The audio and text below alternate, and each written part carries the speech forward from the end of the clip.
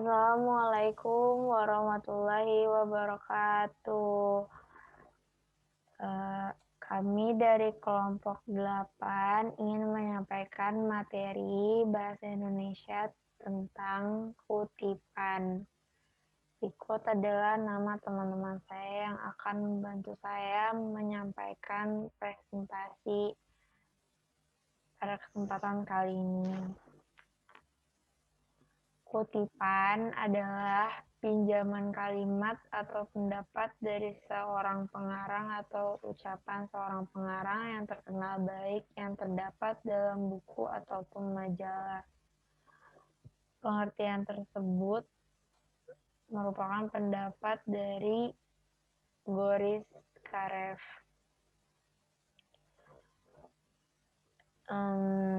Yang kedua itu, kutipan juga bisa diartikan sebagai upaya penulis untuk memperkuat gagasannya dengan mengutip pendapat ahli di bidangnya atau upaya menyampaikan gagasannya dengan menyampaikan gagasan para ahli. Yang kedua itu ada jenis kutipan. Cara mengutip terbagi menjadi dua, yaitu kutipan langsung dan kutipan tidak langsung. Kutipan langsung adalah pinjaman pendapat dengan mengambil secara lengkap kata demi kata, kalimat demi kalimat dari sumber teks asli. Dan kutipan tidak langsung adalah pinjaman pendapat yang diambil dari inti sarinya saja.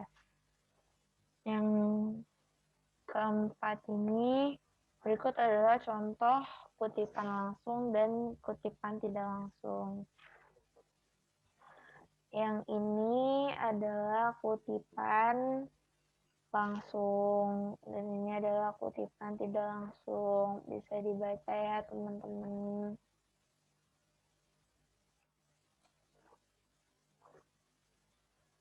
Terus yang kelima, teknik mengutip berdasarkan bentuknya. Yang pertama ada kutipan langsung. Kutipan langsung memiliki dua pola yang masing-masing polanya ditentukan oleh banyaknya teks yang dikutip, dan teksnya tidak lebih dari 4 baris. Langkah-langkahnya ialah kutipan terintegrasi dengan teks, kutipan diawali dan diakhiri oleh tanda kutip. Jika ditulis 2 atau setengah 1,5 spasi, maka kutipan pun ditulis 2 atau 1,5 spasi. Hal yang sama terjadi jika teks utama 1 spasi, maka ditulis 1 spasi. Dan yang keempat, mencantumkan sumber referensi.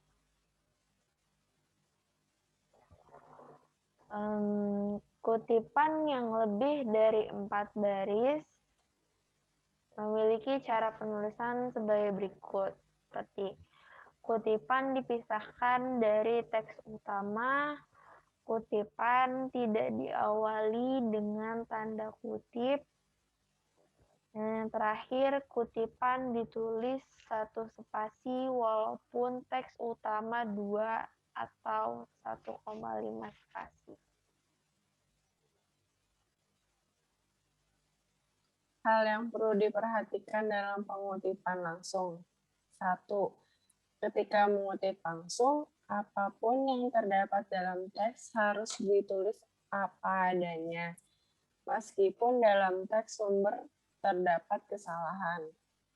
Untuk menghindari hal tersebut, maka hal itu dapat ditangani dengan menggunakan simbol buka kurung dengan berisi tulisan sik, tanda seru.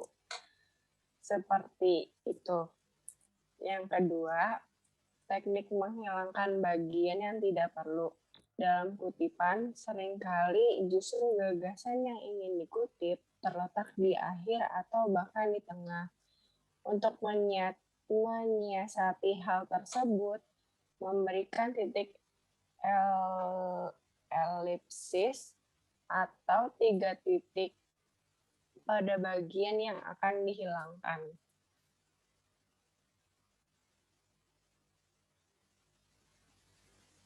Kutipan tak langsung. Karakteristik kutipan tak langsung berbeda dengan kutipan langsung. Teknik penulisannya yaitu pertama, terintegrasi dengan teks utama. Kedua, tidak diapit oleh tanda kutip. Ketiga, teks kutipan sesuai dengan teks utama. Jika satu spasi, maka satu spasi juga. Begitupun jika 1,5 atau 2 spasi. Yang keempat, mencantumkan sumber kutipan.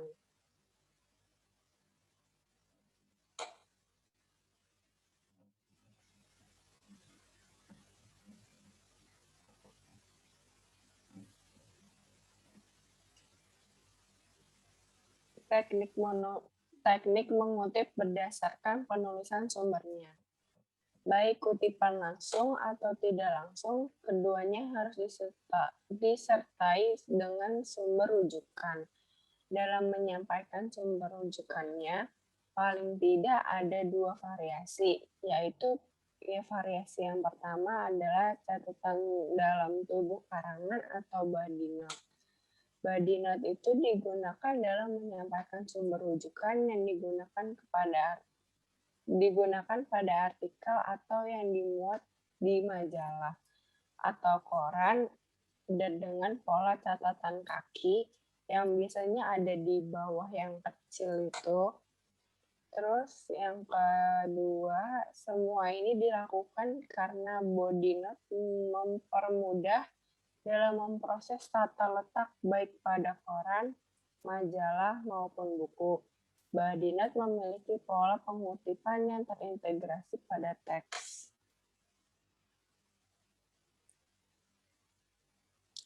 Unsur-unsur body note. Pertama, nama pengarang. Cukup ditulis nama akhirnya saja dan ditulis tanpa gelar. Yang kedua, tahun terbit. Tahun terbit yang ada pada katalog buku yang lazim pada awal sebuah buku. Yang ketiga ada halaman. Halaman teks yang kita jadikan rujukan bukan halaman karangan kita sendiri.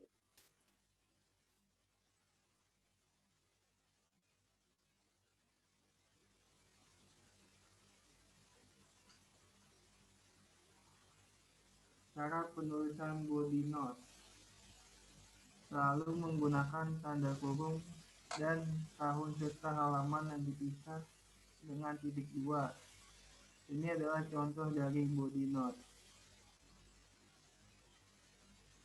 Sumber kutipan bisa diletakkan di awal kutipan maupun di akhir kutipan, bergantung pada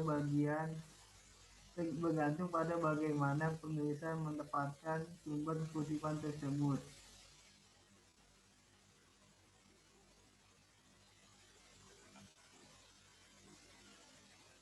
Catatan kaki atau footnote. Catatan kaki sering digunakan dalam tugas-tugas perkuliahan seperti membuat makalah, skripsi, tesis, penelitian ilmiah yang menggunakan catatan kaki dalam menyampaikan sumber rujukannya.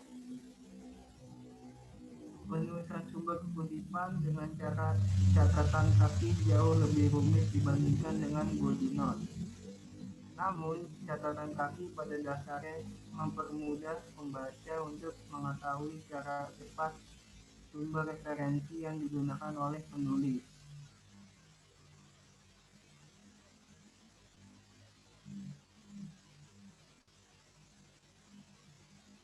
Unsur-unsur catatan kaki. Yang pertama, nomor petunjuk.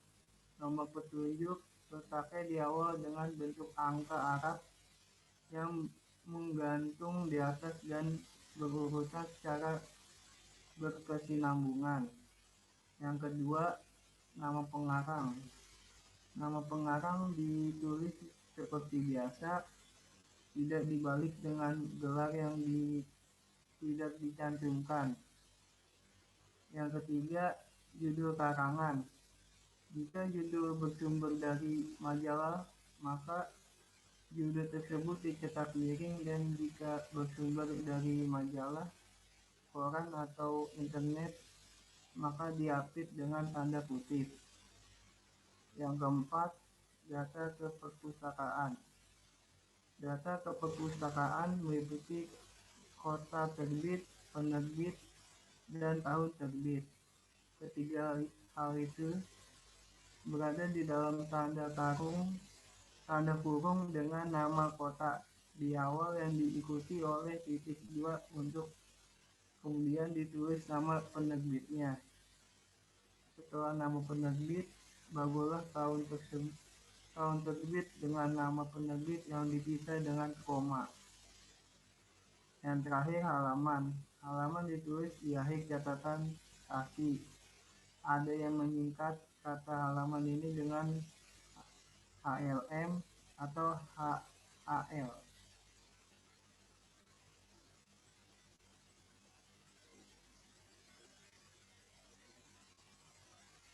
Kasus yang sering terjadi saat melakukan pengutipan. Pengutipan dari internet. Nama pengarang dalam laman yang kita kunjungi tidak ada. Jika tetap ingin dijadikan sebagai sumber rujukan, maka pada nama pengarang cukup ditulis dengan istilah anonim. Yang kedua, dalam penulisan catatan kaki tidak selamanya sumber rujukan mencantumkan seluruh unsur catatan kaki. Hal ini akan terjadi jika sumber kutipan yang dikutip lebih dari sekali. Maka kutipan selanjutnya cukup diawali dengan istilah ibid, log, it, dan op, it. Ibid merupakan singkatan dari ibidem yang memiliki arti tepat yang sama. Penulisan ibid dilakukan jika kutipan yang telah dikutip berasal dari sumber rujukan yang sama tanpa dijeda oleh kutipan lain.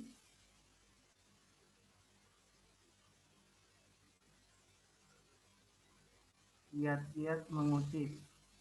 Karangan yang baik adalah ketika seorang penulis mengutip suatu pendapat ahli mengenai suatu hal yang lalu kemudian dikutip tersebut diinterpretasi berdasarkan cara pandangannya. 1. Menerangkan kutipan. Penulis dituntut untuk membahas kembali kutipan yang telah ia kutip dengan pandangannya atau dengan mengaitkan antara kutipan dengan pembahas yang dibahas. Yang kedua, memperkuat gagasan dengan kutipan.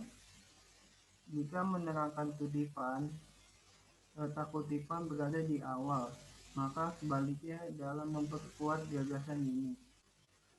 Kutipan diletakkan secara pendapat penulis,